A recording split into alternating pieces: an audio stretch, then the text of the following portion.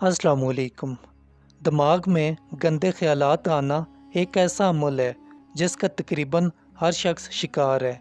यानी दिमाग में शैतानी ख्यालात और वसवसों का आना, गंदे और बुरे ख्यालात का आना, कभी अपने अकीदे और अल्लाह ताला के बारे में कि अल्लाह को किसने पैदा किया, कभी नमाज में दुनिया की बात का वसवसा और कभी ज़िना तक।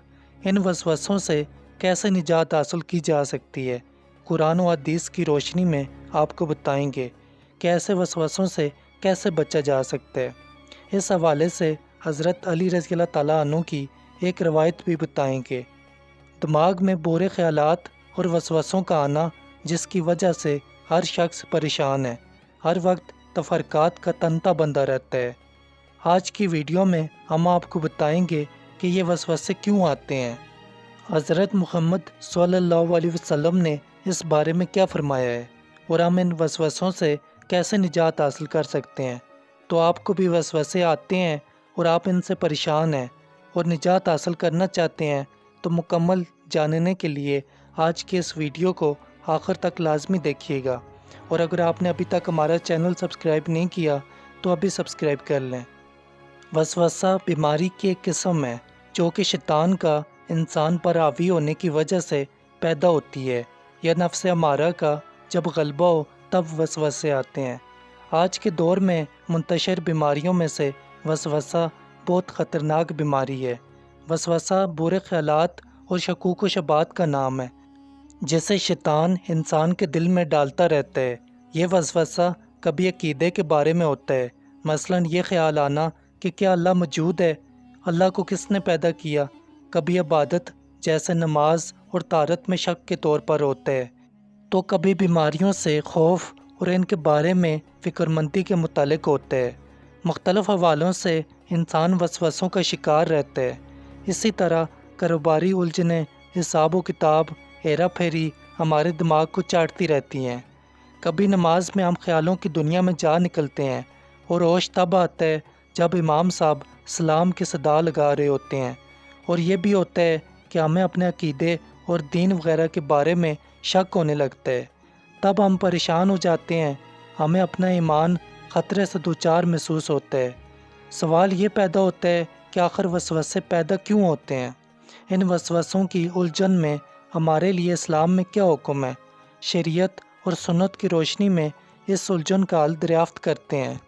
हज़रत अब्दुल्ला बिन मसूद रज़ी अल्लाह ताला अन्हु ने हज़रत मुहम्मद सल्लल्लाहु अलैहि वसल्लम से ख्यालात और वसवसों के बारे में पूछा कि ऐ अल्लाह के रसूल सल्लल्लाहु अलैहि वसल्लम, दिल में जो कुफ्र व शिर्क के वसवसे आते हैं इनका क्या हुक्म है।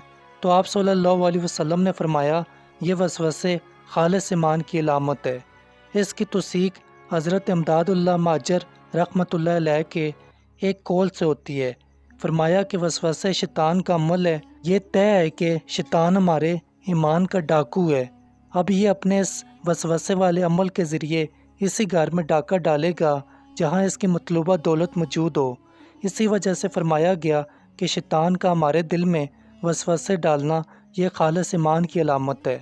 हदीस शरीफ में आया है कि अल्लाह ताला का शुक्र है कि इसने शैतान के मकरूह जाल को वसवसे की हद तक महदूद कर दिया, इससे आगे नहीं बढ़ाया। एक और हदीस में इरशाद है कि अल्लाह ताला ने मेरी उम्मत के दिलों में जो वसवसे पैदा होते हैं इससे दरगुजर फरमाया और इनको माफ़ फरमाया है। लिहाजा इन वसवसों पर अजाब नहीं होगा बल्कि अमल पर सज़ा होगी। वसवसों की बीमारी में मुब्तला आपने भी बहुत से लोग देखे होंगे।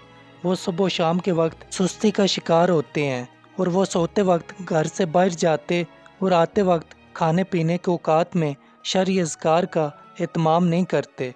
इसी तरह शैतान इन पर और हावी हो जाता है। शैतान इंसान को ख्यालात और बुरे तसव्वुरात में जकड़ देता है ताकि इंसान ज़्यादा से ज़्यादा ज़हनी तनाव का शिकार हो और तकलीफ़ में रहे। एक और हदीस में अबू हुरैरा रज़ी अल्लाह ताला अन्हु से रवायत है कि अल्लाह ताला के प्यारे रसूल सल्लल्लाहु अलैहि वसल्लम ने फरमाया, तुम में से किसी के पास जब शैतान आता है और कहता है कि फ़लाँ चीज़ को किसने पैदा किया, यहाँ तक कि ये सवाल कर देता है कि तेरे रब अल्लाह को किसने पैदा किया, मामला जब यहाँ तक आ जाए तो चाहिए कि अल्लाह ताला से पनाह मांगे اور رک جائیں۔ بخاری اور مسلم کی روایت میں ہے کہ جب ایسے خیالات پیدا ہوں تو انسان کہے کہ ہم اللہ اور اس کے رسول پر ایمان لائے۔ اب ان برے خیالات اور وسوسوں کا علاج کیا ہے؟ ہمیں ایسے کون سے اعمال کرنے چاہیے جن کو کرنے سے ہمیں وسوسے نہ آئیں، ان سے چھٹکارا حاصل ہو جائے۔ علماء اور فقہاء کے نزدیک وسوسوں کا علاج ایمان کو قوی یعنی مضبوط بنانے سے ہوگا۔ شیطان کے راستوں کو کمزور بنانے سے علاج میں مدد مل سکتی ہے۔ آپ کثرت کے ساتھ نیکی کریں، اللہ تعالیٰ کی جانب رجوع کریں، زیادہ سے زیادہ ذکر، تسبیح اور استغفار کریں اور نماز کی طرف لوٹیں اور اللہ کے سامنے گڑ گڑائیں۔ اللہ تعالیٰ آپ کی دعاؤں کو قبول فرمائے گا انشاءاللہ۔